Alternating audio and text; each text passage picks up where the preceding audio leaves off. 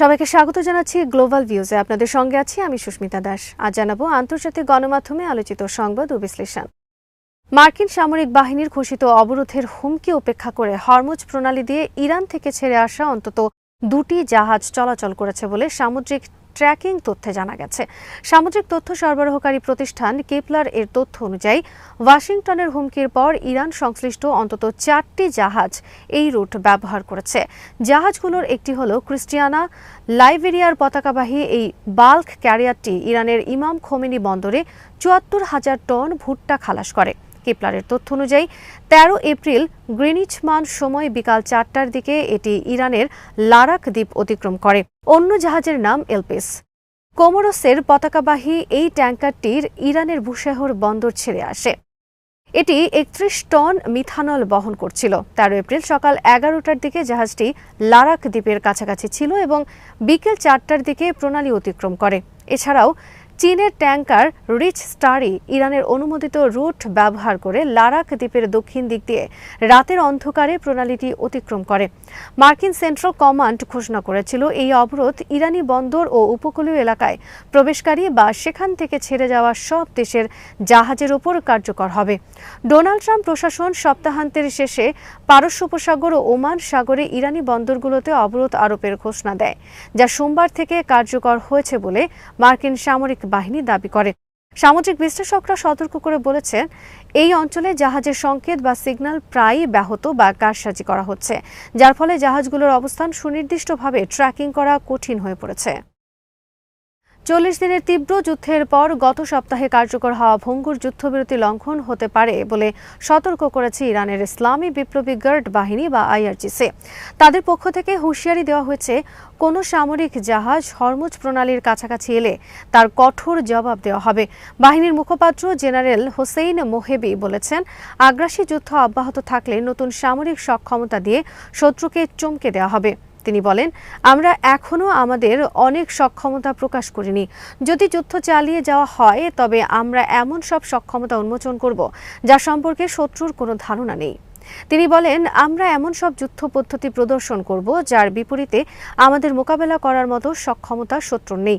এছাড়া ইরানের বন্দরগুলোতে হামলা হলে বড় ধরনের আঞ্চলিক প্রতিক্রিয়ার হুমকি দিয়েছে দেশটির কেন্দ্রীয় সামরিক কমান্ড। ইরান যুদ্ধ থেকে যুক্তরাষ্ট্রকে সরিয়ে নিতে মরিয়া হয়ে চেষ্টা করছেন মার্কিন প্রেসিডেন্ট ডোনাল্ড ট্রাম্প। ফক্স নিউজের মারিয়া বার্টিরোমোর সঙ্গে এক সাক্ষাৎকারে তিনি বলেছেন, ইরানের সঙ্গে চলমান যুদ্ধ প্রায় শেষ পর্যায়ে রয়েছে। ফক্স নিউজের অনলাইন প্ল্যাটফর্মে প্রকাশিত সাক্ষাৎকারের একটি প্রিভিউ ক্লিপে ট্রাম্পকে সরাসরি প্রশ্ন করা হয়, যুদ্ধ শেষ হয়েছে কি না। এর জবাবে তিনি বলেন, আমি মনে করি এটি শেষের কাছাকাছি। হ্যাঁ, আমি এটিকে শেষ হওয়ার খুব কাছাকাছি বলেই দেখছি।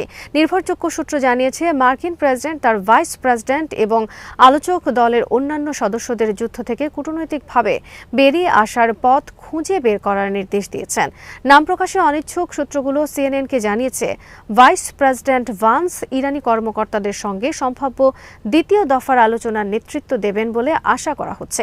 প্রতিবেদনে বলা হয়েছে, বিশেষ প্রতিনিধি স্টিভ উইটকফ এবং প্রেসিডেন্টের জামাতা জ্যারেড কুশনার ভাইস প্রেসিডেন্টের পাশাপাশি ইরানের সঙ্গে সম্ভাব্য দ্বিতীয় বৈঠকে অংশ নিতে পারেন। লেবাননে ইসরায়েলি বাহিনীর লাগাতার যুদ্ধবিরতি লঙ্ঘনের শক্ত জবাব দিয়ে যাচ্ছে প্রতিরোধ আন্দোলন হিজবুল্লাহ। মঙ্গলবার দখলদার বাহিনীর ওপর বড় ধরনের সামরিক অভিযান চালিয়েছেন প্রতিরোধ যোদ্ধারা। হিজবুল্লাহ জানিয়েছে, তারা যুদ্ধবিরতি মেনে চললেও ইসরায়েলি পক্ষ বারবার চুক্তি ভঙ্গ করে দক্ষিণ লেবাননের গ্রাম ও শহরগুলোর ওপর হামলা চালিয়ে যাচ্ছে। এই প্রেক্ষাপটে প্রতিরোধ যোদ্ধারা ইসরায়েলের সামরিক ঘাঁটি ও বসতি লক্ষ্য করে শক্তিশালী পাল্টা হামলা চালিয়েছেন।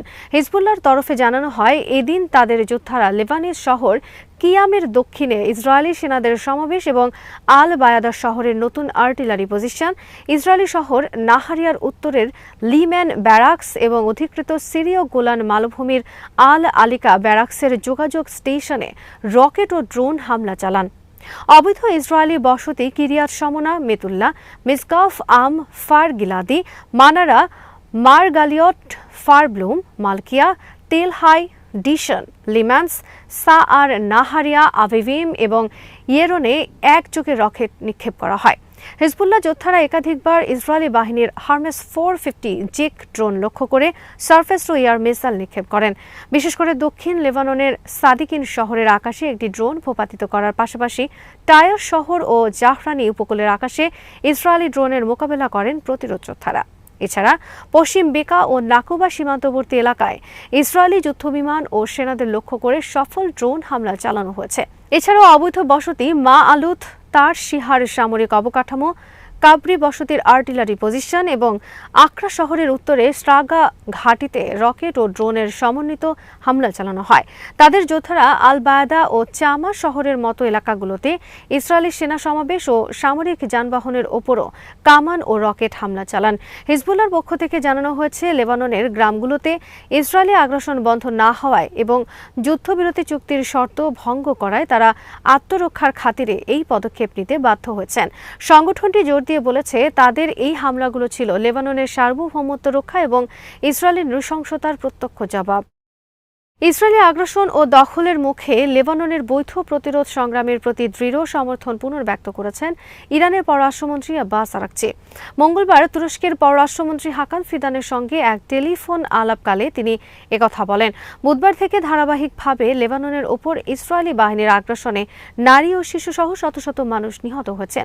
এর জবাবে লেবাননের প্রতিরোধ আন্দোলন হিজবুল্লাহ ইসরায়েলের উত্তরাঞ্চলের সামরিক লক্ষ্যবস্তু ও অবৈধ বসতিগুলোতে ব্যাপক পাল্টা আঘাত এনেছে। ফোনালাপে আরাকচি 28 ফেব্রুয়ারি শুরু হওয়া যুক্তরাষ্ট্রের সাম্প্রতিক উস্কানিমূলক আগ্রাসনের প্রসঙ্গটিও তুলে ধরেন। তিনি তেল আবিব ও ওয়াশিংটনের চালানো এই নৃশংসতাকে বিশ্বশান্তি ও নিরাপত্তার বিরুদ্ধে নগ্ন অপরাধ হিসেবে অভিহিত করেন।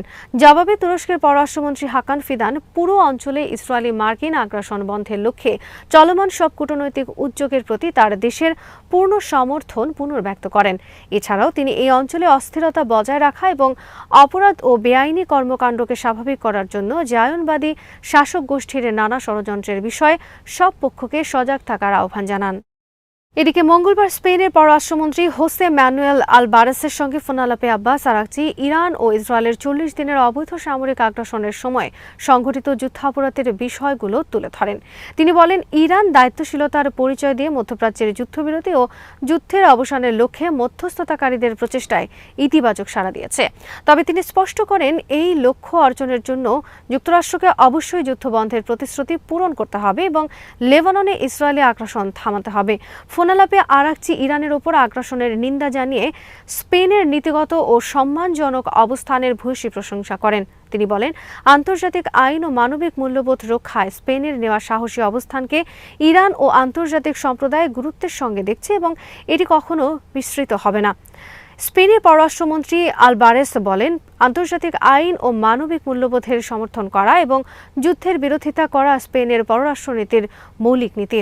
তিনি জোর দিয়ে বলেন, আগ্রাসন শুরুর প্রথম থেকেই মাদ্রিদ ইরানের বিরুদ্ধে সামরিক হামলার অবৈধতার বিষয়টিকে তুলে ধরেছে। এছাড়া এই অঞ্চলে স্থিতিশীলতা ও দীর্ঘস্থায়ী নিরাপত্তা ফেরাতে সব পক্ষকে কূটনৈতিক প্রচেষ্টার ওপর মনোযোগ দেওয়ার প্রয়োজনীয়তাও গুরুত্বের সঙ্গে উল্লেখ করেন তিনি। ইরানের বিরুদ্ধে মার্কিন ইসরায়েলি যৌথ সামরিক আগ্রাসনে অংশ নেওয়া এবং সহায়তার অভিযোগে মধ্যপ্রাচ্যের 5টি দেশের কাছে আনুষ্ঠানিকভাবে ক্ষতিপূরণ দাবি করেছে ইরান। জাতিসংঘে নিযুক্ত ইরানের স্থায়ী প্রতিনিধি আমির সাইদ ইরাভানি জাতিসংঘের মহাসচিব এবং নিরাপত্তা পরিষদের প্রেসিডেন্টের কাছে পাঠানো এক চিঠিতে এই দাবি জানান। যে 5টি দেশের কাছে ক্ষতিপূরণ চাওয়া হয়েছে সেগুলো হলো সৌদি আরব, সংযুক্ত আরব আমিরাত, বাহরাইন, কাতার ও জর্ডান। জাতিসংঘে পাঠানো চিঠিতে রাষ্ট্রদূত ইরাভানি উল্লেখ করেন, এই দেশগুলো তাদের ভূখণ্ড এবং আকাশসীমা ব্যবহার করতে দিয়ে যুক্তরাষ্ট্র ও ইসরায়েলি বাহিনীকে ইরানের ওপর হামলা চালানোর সুযোগ করে দিয়েছে। তেহরান বলেছে, এই কর্মকাণ্ডের মাধ্যমে দেশগুলো তাদের আন্তর্জাতিক বাধ্যবাধকতা ও আন্তর্জাতিক আইন লঙ্ঘন করেছে। রাষ্ট্রদূত বলেন, যেহেতু এসব দেশ আন্তর্জাতিকভাবে ভুল কর্মকাণ্ডে লিপ্ত ছিল, তাই ইরানের ওপর চালানো এই আগ্রাসনের ফলে যে ব্যাপক জানমালের ক্ষতি হয়েছে তার পূর্ণ দায়ভার তাদেরই নিতে হবে। তিনি বলেন, আগ্রাসনের কারণে ইরানের যে বস্তুগত ও নৈতিক ক্ষয়ক্ষতি হয়েছে তার জন্য এই দেশগুলোকে উপযুক্ত ক্ষতিপূরণ দিতেই হবে। ইরান আগে থেকেই বলে আসছে, এই প্রতিবেশী দেশগুলোর ভূখণ্ড ব্যবহার করেই তাদের উপর হামলা চালানো হয়েছে এবং এই সংক্রান্ত প্রয়োজনীয় তথ্য প্রমাণ ও মূল্যায়ন প্রতিবেদন জাতিসংঘ নিরাপত্তা পরিষদে জমা দেওয়া হয়েছে। বিশ্লেষকদের মতে যুদ্ধবিরতি চলাকালীন ইরানের এই নতুন ক্ষতিপূরণের দাবি মধ্যপ্রাচ্যের কূটনৈতিক সম্পর্কে নতুন করে উত্তাপ ছড়াতে পারে। যদিও সংশ্লিষ্ট দেশগুলোর পক্ষ থেকে এখনও এ বিষয়ে কোনো আনুষ্ঠানিক প্রতিক্রিয়া পাওয়া যায়নি। আজ এখানেই শেষ করছি। সবাই ভালো থাকুন, সুস্থ থাকুন আর দেখতে থাকুন বিডি নিউজ। চ্যানেলটি ভালো লাগলে সাবস্ক্রাইব করুন। সংযুক্ত থাকুন আমাদের ফেসবুক পেজে।